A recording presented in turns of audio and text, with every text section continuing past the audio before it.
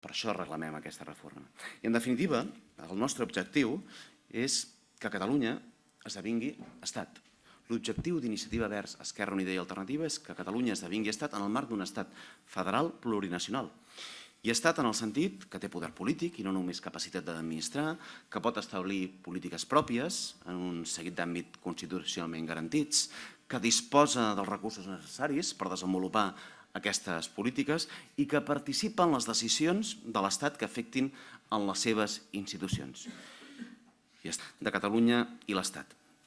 Però no som ingenus.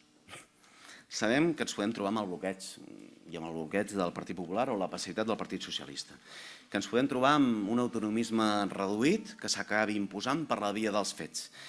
I és aquí on plantegem la força, i la força democràtica de l'exercici del dret a decidir. Si la resposta a obrir el procés de negociació de la reforma constitucional és negativa, les forces polítiques catalanes estarien plenament legitimades per impulsar l'exercici del dret a decidir i plurinacional. I és per totes aquestes raons que la propera legislatura, Iniciativa Verds i Esquerra Unida, el que farem és plantejar al conjunt de forces polítiques, però al conjunt de la societat, aquesta reforma federal de la Constitució, amb un objectiu, que és que respecti la nostra voluntat. Allò que hem pactat, allò que hem votat, allò que hem decidit.